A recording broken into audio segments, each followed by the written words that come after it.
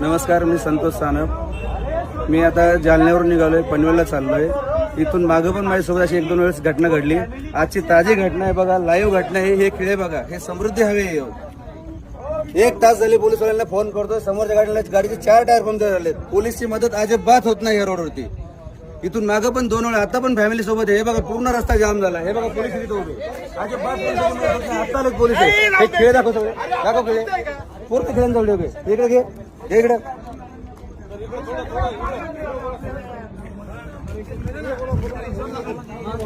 भाऊ, इथून मागून माझ्यासोबत अशा घटना 2 वेळा झाल्यात. तेव्हा पण मी पोलिसांना फोन केला, अजिबात पोलिसांची मदत होत नाही. मी आता जालन्यावरून निघाले, मला पनवेलला जायचंय. हा बघा रस्त्यामध्ये हजारो खेळ ठोके, एवढे खेळ ठोकासवर चाललंय काय? अर्धा रस्ता बंद करून जर चोर खेळ ठोकतात, पोलीस करतात काय? रोडवाले कॉन्ट्रॅक्ट करतोय काय? काय सुविधा आहे रोडला? कशाला हा रोड बनलाय? हा समृद्धी एका लोकांचा जीव घ्या रोड बनलाय, तेच समजत नाही. व्हिडिओ व्हायरल करा हे आणि हे दाखवा ह्या पोलिसवाल्यांना. अजिबात पोलिसची मदत होत नाही ह्या रोडला.